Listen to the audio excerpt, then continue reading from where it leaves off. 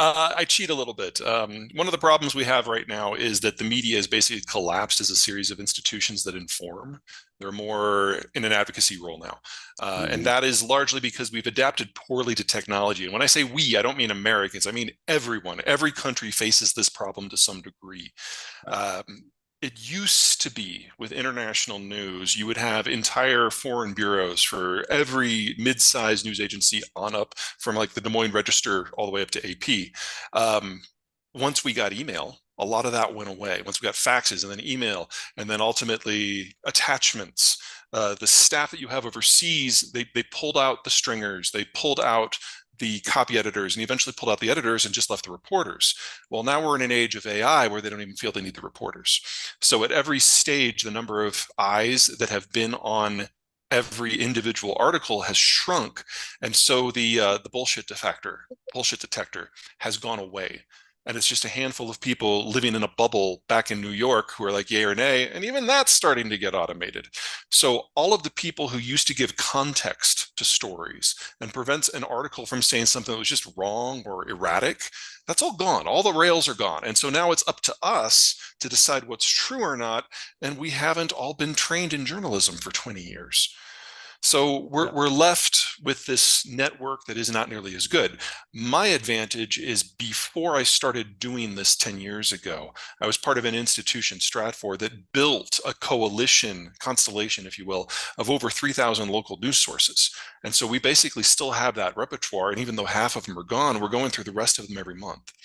And so we're getting firsthand information from people who are writing with context about local issues, which is something that just isn't present in the US media anymore. This is a territory that's 1/10 the size of Rhode Island. It produces nothing, it consumes nothing, it transits nothing. The budget is aid that is dispensed by the UN in Israel. It is a non factor in most international relations. If you're in Israel, very different story, but I'm usually looking at the big picture. So this is going to sound horrible, but I've been a little annoyed at how much bandwidth this has taken from everybody for something that, in the end of the day, really doesn't matter very much.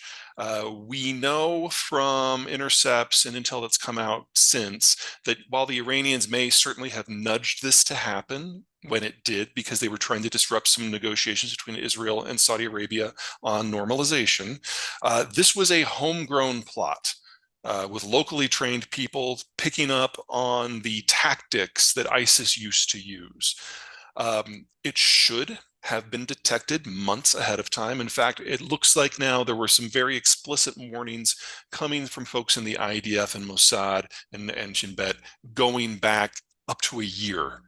The problem on the Israeli side is governance. Uh, how can I say this without pissing off half your audience? Whatever. Um, Matt Gaetz on our side has a reputation for being a bit of a blowhard, but not very competent. Basically, that describes half of the Israeli cabinet right now. They're people who got their positions because the religious parties got their rabbis to tell their congregations to vote for these folks. None of them have any real world experience, and they pretend that they own the defense establishment because they beat their chest a lot. But in reality, they've degraded the military and the intelligence services at every turn and ignored all the warnings that weren't politically convenient Mm. for them.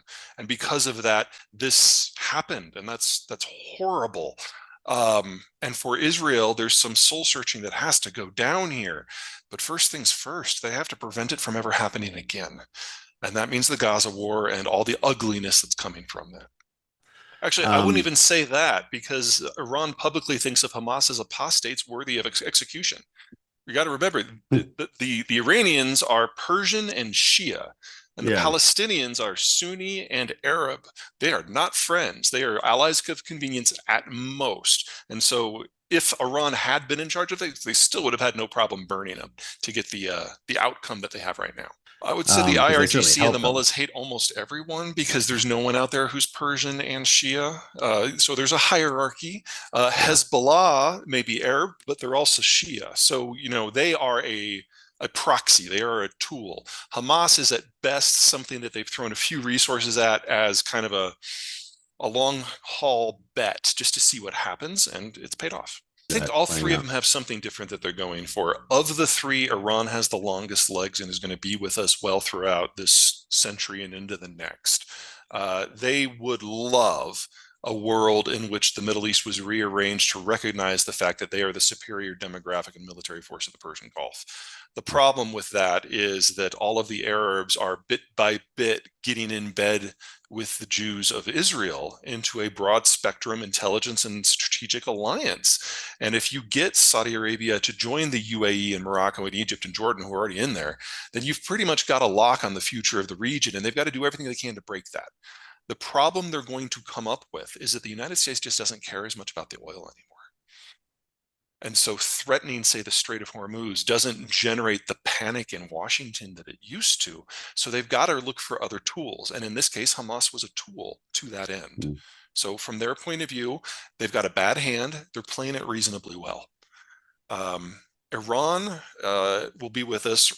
China won't. I think the new data, though, came out in July. So the new data out of China is their birth rate has dropped by 2017 by more than what happened to the Jews of Europe during the Holocaust. Wow. And, clearly there's not a war going on in China. So we're looking at just the Chinese have stopped having kids, period. Yeah. And so we know that national dissolution is not that far off in the future. I would argue no more than a decade. And that assumes nothing else goes wrong. And what we're now discovering through all these purges of the military is that there's a Russian-style corruption racket going on in the Chinese military procurement system. And just this morning, so we found out about the water and the missiles, right? Oh my God! Yeah, that the hatches that were just bolted on because it's easier maintenance if you don't have to open them. And then the rockets that instead of fuel had water. We have no idea how deep that goes. We have found out in Russia that it goes pretty deep, but in China, it's all news. So if their military capacity really is more on a Russian scale than a Chinese scale, and their demographics have already imploded, this is not a country that is going to be with us for much longer. With respect to the Taiwan had somewhere invasion, they could strike to solve some of their problems, maybe.